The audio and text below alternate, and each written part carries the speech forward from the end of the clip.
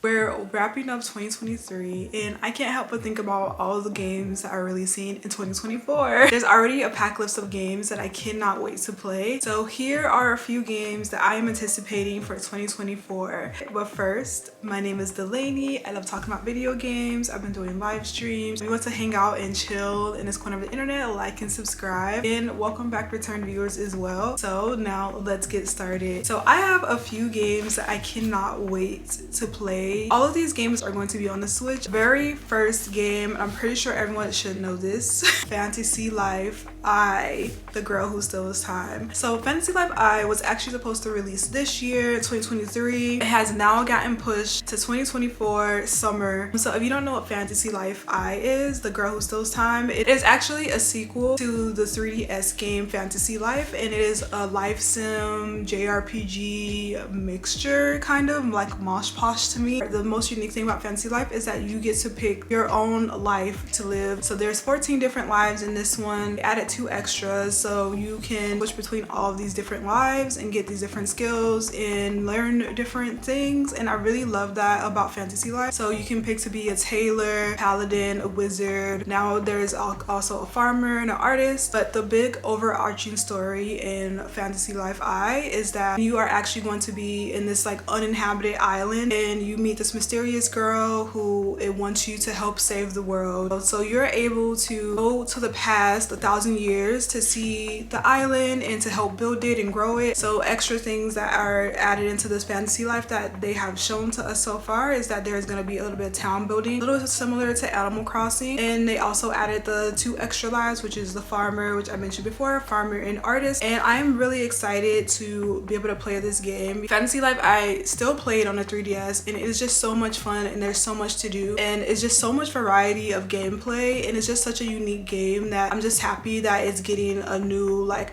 refresher or facelift to be on the Switch. So enough about Fantasy Life. The next one on my list, and I'm just gonna say it's about time, okay? So Princess Peach Showtime. So Princess Peach had a game on Nintendo DS some however many years ago.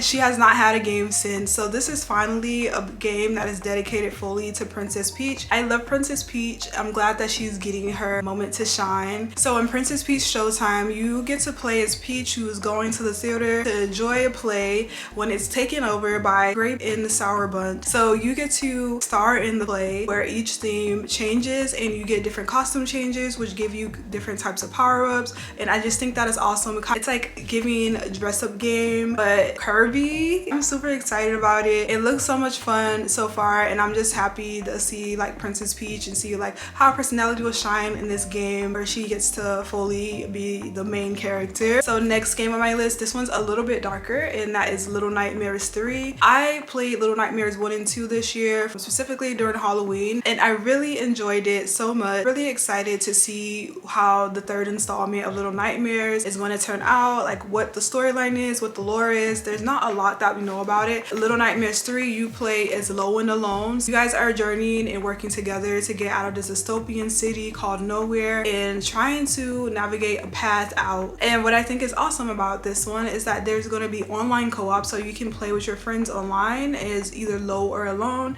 and I think that is just an awesome added benefit to Little Nightmares 3, especially with Little Nightmares 2 did have a little bit of co-op abilities. But I'm excited to see the lore and just how much more like spooky and creepy and cozy and cute.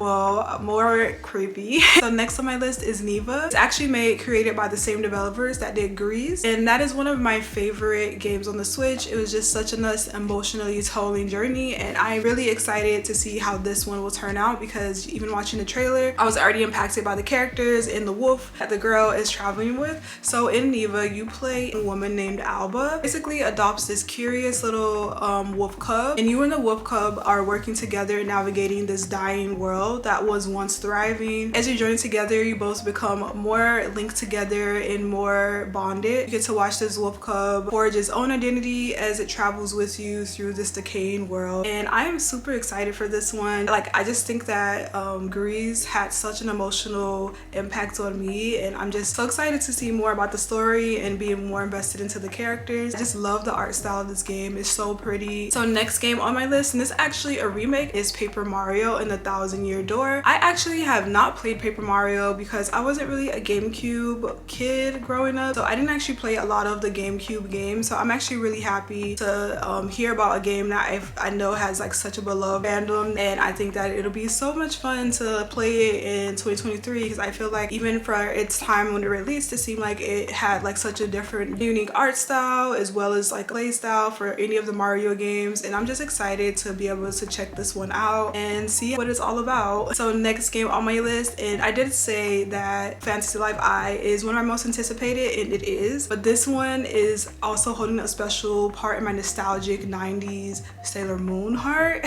and that is Fields of Mistria. So Fields of Mistria is like a farming RPG mix inspired. Even from looking at any of the character art, you can definitely see how inspired they were by Sailor Moon, specifically the 90s version of Sailor Moon, and very magical girl like vibes of it. I'm super excited for this one just because I've been seeing a lot of clips of the developers like talking about different types of gameplay. Another thing that I like is that the creator of Undertale is also going to be working on the music, and I love the music from Undertale, so super excited. Next on my list is Hades 2. So Hades is actually another one of my favorites on the Switch that I've played. Awesome, addicting gameplay. I love the characters. I love like the storyline that you unlock, and it actually was my first roguelike and my first introduction into the genre of roguelike, and I just really, I love it so much. So Hades 2 is actually not about Zagreus. This one is about his sister, who is the princess of the underworld. She is fighting the Titan of Time.